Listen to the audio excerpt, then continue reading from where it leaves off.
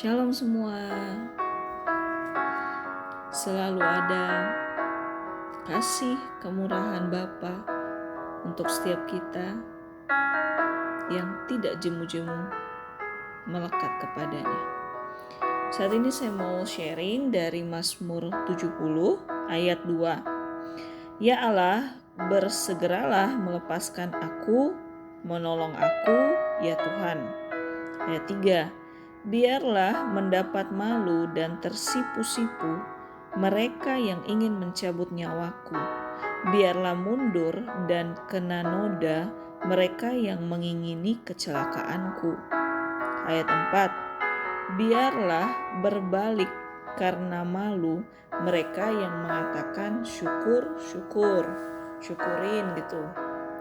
Jadi di sini bisa diartikan, dibukakan bahwa pembalasan itu sejatinya itu di tangan Tuhan. Dan bagi siapa yang mengusik anak-anak Tuhan, anak-anak yang takut akan Tuhan, taat sama Tuhan, akan dipermalukan pada akhirnya dan mengalami kemunduran dalam kualitas hidupnya, cepat atau lambat. Karena siapa yang menyerang anak Tuhan sama dengan menyerang Tuhan dan berlawanan dengan Tuhan, akhirnya adalah ya tinggal tunggu waktunya saja. Bukan berarti nyumpahin, enggak. Tapi itulah kebenarannya dalam firman-Nya. Jadi dalam menjalani hidup ini kita gak perlu was-was berlebihan.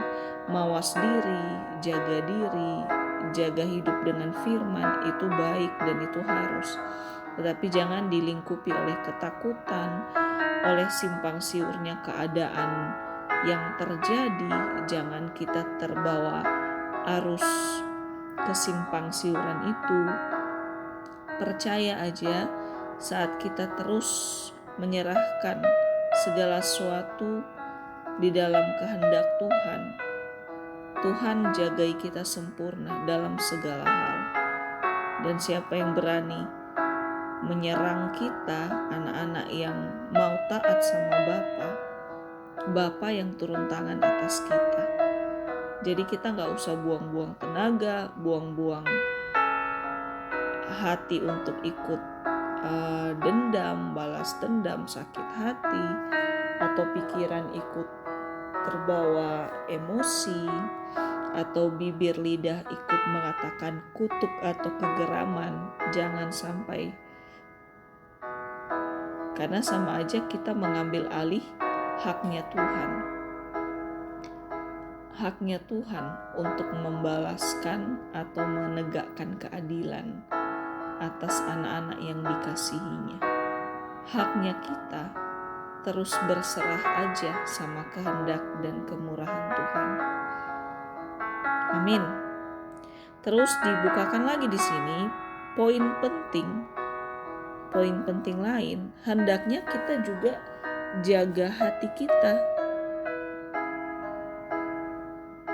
dengan sesama anak Tuhan lainnya. Karena anak yang takut akan Tuhan bukan hanya satu orang. Semuanya, siapa yang mau takut dan taat akan Tuhan, semuanya jadi anak Tuhan. Jadi sesama kita anak-anak yang takut akan Tuhan harus memiliki sikap hati yang sesuai kehendaknya. Tapi kalau memiliki sikap hati yang ingin balas dendam atau tidak sesuai firman, maka akibatnya juga sama.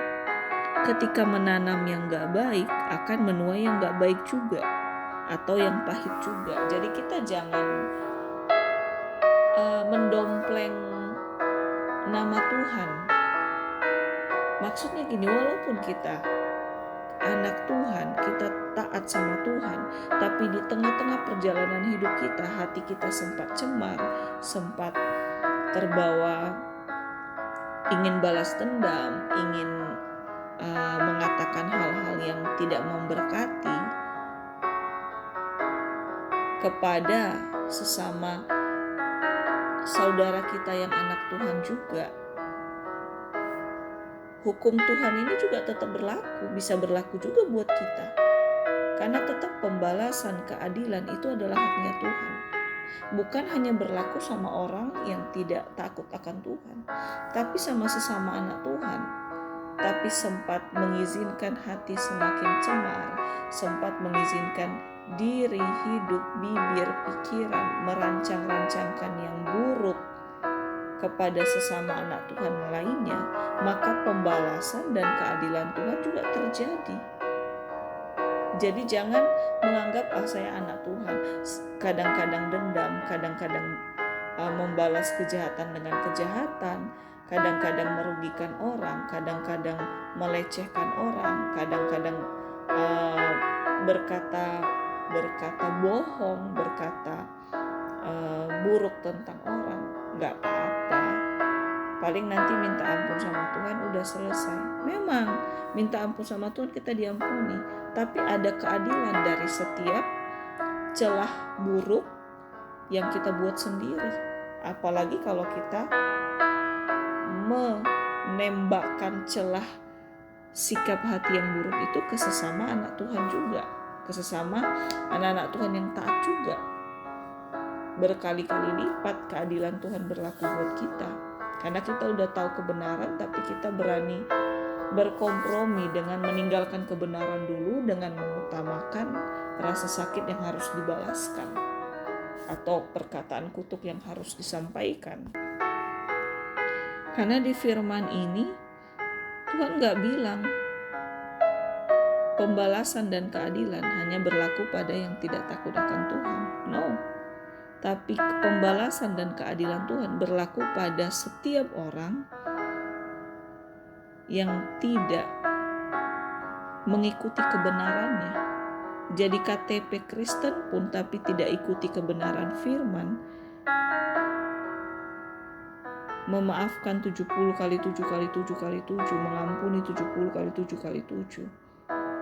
Ya kalau gak ikut itu, berarti dibalik, dendam 70 kali 7 kali 7, sakit hati 70 kali 7 kali 7, dan sebagainya, mengutuk 70 kali 7 kali. Ya kalau kita jatuh di dalam celah busuk itu, sikap busuk itu, sikap hati yang busuk itu, perkataan mulut yang busuk itu, pikiran yang busuk itu, maka pembalasan dan keadilan Tuhan kita terima juga. Jadi dalam hidup ini hak kita hanya satu, terus berserah dan melekat sama Tuhan. Yang lainnya itu adalah hak Tuhan.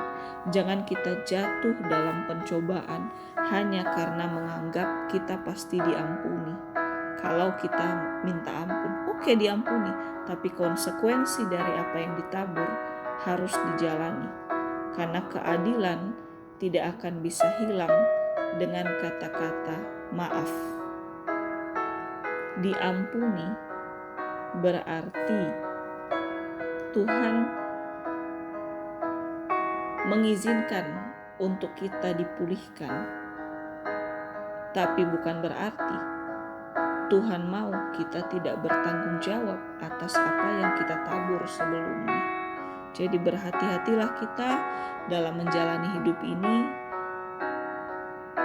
Kita tidak tahu waktu dan usia, hidup hanya sekali. Ayo kita perbaharui lagi sikap hidup kita, sikap hati kita, sikap pikiran kita, supaya jangan sampai dicemari oleh pengaruh-pengaruh luar, apalagi dipermainkan oleh busuknya si iblis yang ingin merusak hidup kita. Karena nanti kita juga yang harus bertanggung jawab atas apa yang berani kita lakukan atau atas celah buruk yang berani kita perlihatkan di hadapan Tuhan. Tuhan gak buta, Tuhan tahu sampai kedalaman hati kita. Jadi ayo setiap saat kondisi hati kita, pikiran kita, perkataan kita, minta Tuhan bantu kita selalu supaya jangan sampai cemar, apalagi punya niat-niat yang tidak sesuai dengan kasih dan kebenaran firman. Amin. Ayat 5. Biarlah bergirang dan bersukacita karena Engkau, semua orang yang mencari Engkau. Biarlah mereka yang mencintai keselamatan daripadamu selalu berkata, Allah itu besar. Jadi di sini dibukakan ada sukacita yang besar ketika kita terus haus mencari dan melekat sama Tuhan, dan otomatis sikap hidup kita akan terus memuliakan Tuhan. Amin. Jadi sukacita kita yang utama tidak lain dan tidak bukan ketika kita melekat sama Tuhan. Jadi kita gak perlu membuat hidup kita bahagia dengan harus memperlengkapi fisik kita dengan sesuatu yang mewah, dengan menggapai semua target-target apapun. Itu baik punya target, itu baik mendandani diri. Tapi sukacita itu tidak bisa disamakan dengan kepuasan. Karena kepuasan yang dari luar itu harus ada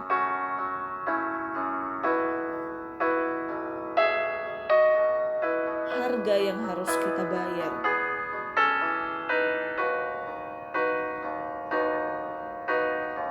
Untuk mendandani diri indah, ada harga yang harus dibayar. Untuk memuaskan hobi, target apapun, ada harga yang harus dibayar. Dan ketika kita nggak bisa bayar itu, kita bisa kecewa. Tapi di sini Tuhan bukakan, kalau kita tetap melekat sama Tuhan,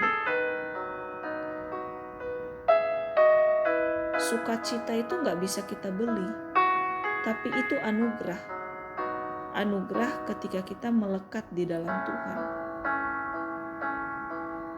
Sedangkan apa yang bisa memuaskan diri kita, nafsu kita harus beli dulu kan? Mana ada pakaian mewah nempel di badan tanpa biaya? Mana ada usaha ini, target ini, impian ini bisa tercapai tanpa ada biaya atau pengorbanan yang harus dilakukan? Dan itu pun sesaat. Karena ketika itu udah tercapai ya akan terasa biasa aja. Bosen, pasti mau yang lain lagi, pasti pengen yang lain lagi. Karena manusia gak pernah puas. Tapi di sini Tuhan bukakan, sukacita dari Tuhan gak akan bisa dibeli dengan apapun. Dan gak akan juga bisa kita sogok Tuhan dengan berbagai apa yang seperti banyak kita punya untuk menyogok Tuhan, memberkati dan melekat sama kita. No.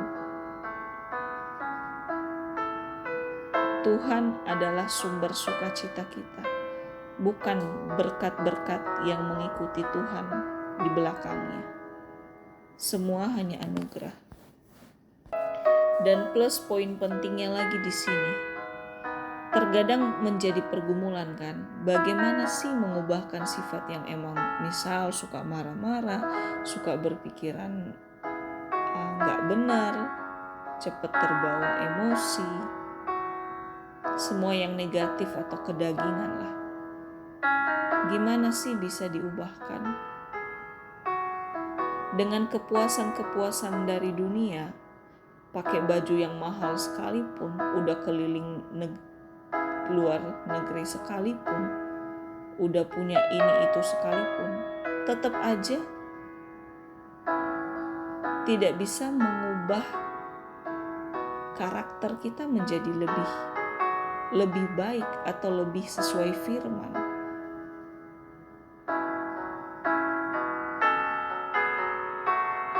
Jadi tidak ada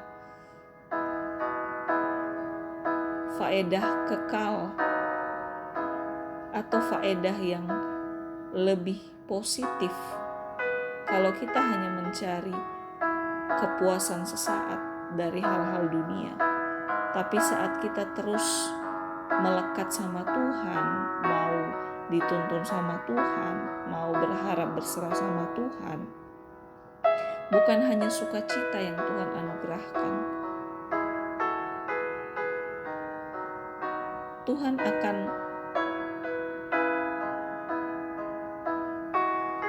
ubahkan sikap-sikap kita yang awalnya sangat gak baik menjadi perlahan tapi pasti menjadi lebih baik dan mengikuti firman. Sekali lagi, kita gak bisa hidup kudus, kita gak bisa menjadi baik, lebih baik dari sebelumnya tanpa Tuhan. Gak bisa. Kita gak bisa pura-pura terus tiap hari, acting terus di depan orang tiap hari. Roh Kuduslah hubungan kita dengan Tuhan yang sehatlah yang membuat karakter kita menjadi sehat pada akhirnya. Karakter tidak sehat kalau marah-marah terus, kalau pikiran negatif terus, kalau ketakutan terus, kalau pesimis terus, itu gak sehat karakternya. Bagaimana karakter kita sehat? Ya, hubungan yang sehat di dalam Tuhanlah akar utamanya. Makanya Tuhan bilang, marilah kepadaku yang letih lesu dan berbeban berat, aku akan memberikan kelegaan kepadamu. Marilah kepadaku yang sifatnya buruk, pikirannya buruk, perkataannya suka kotor. Tuhan sanggup ubahkan asal kita melekat dulu. Jadi poinnya di sini bukan hanya terus sukacita karena Tuhan. Bahkan kita bisa diubahkan. Gak ada yang mustahil sama Tuhan. Dosa semerah kirmizi pun bisa dimurnikan, diputihkan Tuhan seperti salju. Dan sikap, pikiran, tindakan seburuk, sebobrok apapun, pelan tapi pasti, roh kita yang diubahkan Tuhan akan membuat sikap kita, pikiran kita diubahkan menjadi lebih baik dan sesuai prinsip kebenaran. Dan sukacita dari Tuhan, pribadi yang diubahkan, itu gak bisa dibeli dengan apapun. Ikut seminar kemanapun, belajar acting kemanapun,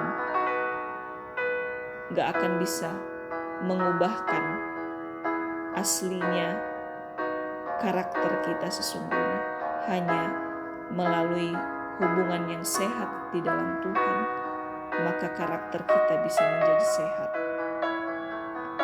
Dan hanya terus berserah sama Tuhan, maka sukacita dari surga tidak akan pernah putus, tidak akan pernah bisa direbut oleh dunia, oleh ketidakpastian dunia.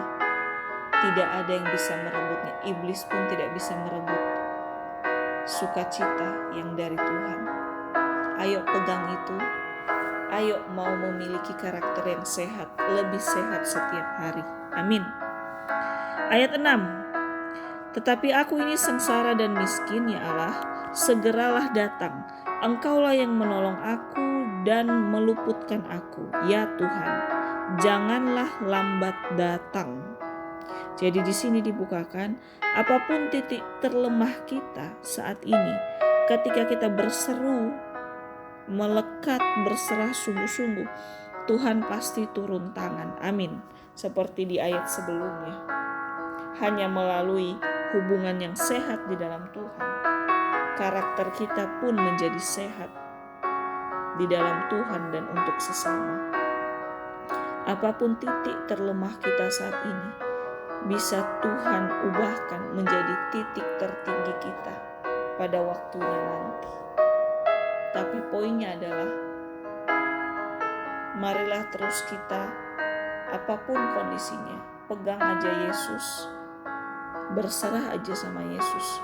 Tidak perlu bayar apapun, cuma bawa hati dan dengan kerendahan hati. Ayo semakin sehat hubungan kita di dalam Tuhan, ayo semakin sehat karakter kita di hadapan Tuhan dan sesama. Tidak ada yang mustahil, dan kerinduan Tuhan kita menjadi pribadi-pribadi yang jauh lebih baik hari lepas hari, sampai waktu kita tiba di Taman Firdaus, surga yang Tuhan izinkan kita ada ketika kita terus berpegang sampai, bukan hanya sampai akhir, sampai selama-lamanya di dalam Tuhan. Tuhan Yesus memberkati. Haleluya. Amin.